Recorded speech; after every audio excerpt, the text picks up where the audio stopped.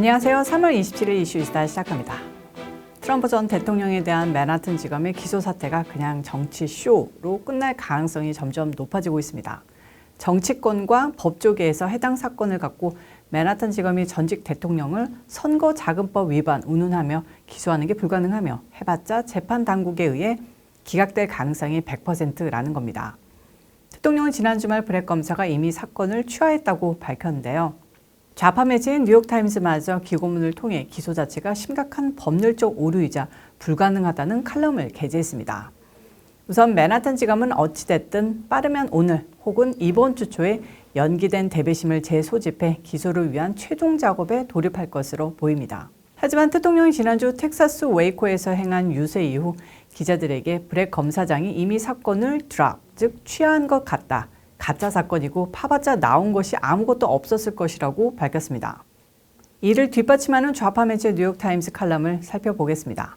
제목은 트럼프 기소는 현명치 못하다. 한마디로 트럼프 전 대통령에 대한 기소는 무리라는 지적입니다. 이 칼럼을 쓴 데이비 프렌치 논설위원은 변호사 출신으로 법률 해석이라면 미국에서 판사 이상으로 할 수 있는 몇 안 되는 전문가입니다. 이 사람은 대통령에 대한 기소는 법률적으로 말도 안 된다고 했는데요.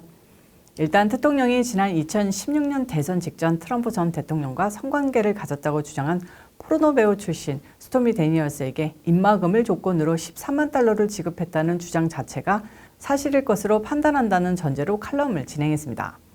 프렌치는 맨하튼 지검이 트럼프 그룹이 장부의 해당 금액을 법률 자문 비용으로 위장 처리한 것은 기업 관련 기록의 조작을 금지한 뉴욕주 법 위반이라고 판단하지만 단순히 경범죄에 불과한 장부 조작으로 트럼프를 기소하기 위해선 트럼프 전 대통령이 다른 범죄를 숨기거나 다른 범죄를 저지르는 과정에서 장부를 조작했다는 사실을 입증해야 한다고 우선 지적했습니다. 그리고 그 다른 범죄를 브렉 검사장은 선거법 위반이라고 봤는데요. 브렉은 트럼프 그룹이 지급한 돈은 당시 대선 후보였던 트럼프를 위해 쓰였기 때문에 불법 선거자금 수수에 해당한다는 해석입니다. 하지만 프렌치와 비롯한 대다수 법률 관계자들은 이런 단순한 논리로 트럼프 전 대통령을 기소하는 것은 뉴욕주 선거가 아닌 미국 대통령 선거에 출마한 대통령을 엮을 수 없다고 말합니다. 일단 대통령 선거에 출마한 후보의 선거 자금은 다들 아시다시피 연방선거법으로 다뤄져야 합니다. 연방선거법은 누가 조사합니까? 연방검찰과 연방법무부, 연방재판소입니다. 일개 뉴욕주의 맨하튼 지검이 다룰 수 있는 사안이 아니라는 겁니다. 실제로 지난해 대통령에 대한 상부의 불기소 결정에 항의해 맨하튼 지검에 사표를 댄 마크 포메란츠 전 검사까지도 최근 자신이 낸 책에서 뉴욕주 법으로 트럼프를 기소하는 것은 현명하지 못하다라는 입장을 밝히기도 했습니다. 그런데 그때 불기소를 결정한 주체인 브렉 검사장이 기소하기로 나선 겁니다. 프렌치는 이 문제도 지적했는데요. 바이든 행정부의 법무부와 연방검찰도 지금껏 합의금 지급 문제로 트럼프 전 대통령에 대한 기소에 나서지 않은 상황에서 맨하튼 지검이 기소 결정을 내린 것은 적절치 않다고 의아했습니다. 자, 이런 칼럼이 게재되자 무려 1,703개의 댓글들이 올라왔습니다. 댓글들을 살펴보면 그래도 무조건 기소해야 한다. 바이든 정부가 안 했던 이유는 1월 6일의 의회 사태로 충분히 트럼프를 집어넣을 수 있기 때문이었다.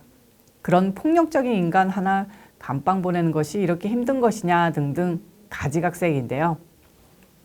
종합하면 그래도 트럼프는 나쁘다. 어찌됐든 벌을 받아야 한다로 요약할 수 있겠습니다. 어떠신가요? 모처럼 긍정적인 소식 전해드려서 저는 좀 기분이 좋은데요. 더 기분 좋은 뉴스가 있습니다. 바로 텍사스주 웨이코에서 열린 트럼프 대통령 유세 현장에 수많은 인파가 몰리면서 대통령 선거의 열기가 벌써부터 달아오르고 있습니다. 이런 기세라면 론 드산티스, 바이든이 아니라 그 누가 상대 후보가 돼도 대통령이 이길 수 있을 것도 같은데요. 우선 연설 짧게 보시죠. I declared I am your voice, and now I say to you again tonight, this will only be done when we have thrown this repulsive political class the hell out of office. We have to get them out. In 2016, I declared I am your voice, and now I say to you again tonight, I am your warrior. I am your justice. And I took a lot of heat for this one.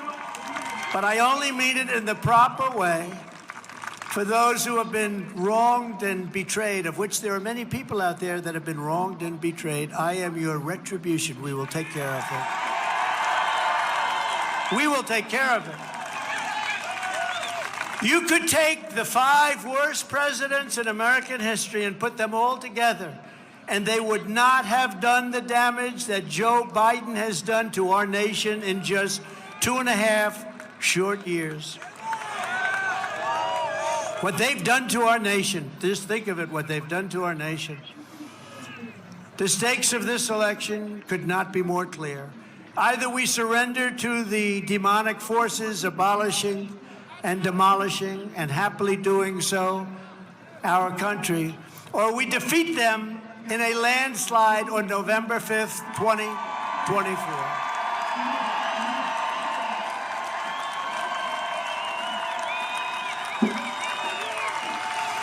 Either the deep state destroys America or we destroy the deep state. That's the way it's got to be. We're at a very pivotal point in our country.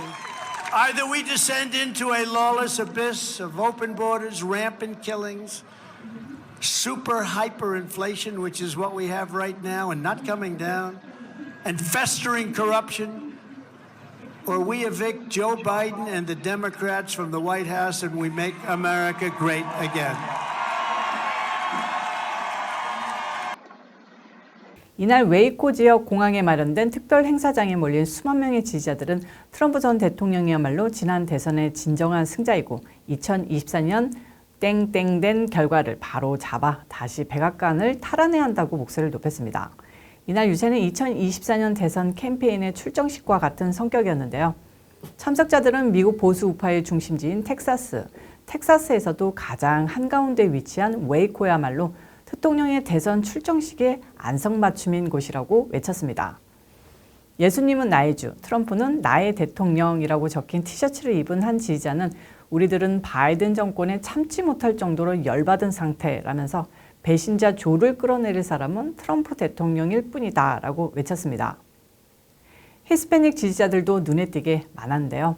히스패닉이 민주당을 지지할 것처럼 말하는데 천만의 말씀이다. 많은 이들이 우파로 향하고 있으며 트럼프 대통령을 위해 표를 행사할 것이다 라고 지지자들은 말했습니다. 이날 행사장은 보안 및 시설 점검으로 아침 8시에 문을 열었는데요. 수많은 참석자들은 이미 전날 밤부터 줄을 서 기다렸다고 합니다. 이날 아침에만 15,000명이 입장을 했고 오후 들어서면서 더 많은 참석자들이 몰려 현장 요원들이 진땀을 뺐다는 후문입니다. 대통령은 전용기를 타고 저녁 6시쯤 도착했다는데요.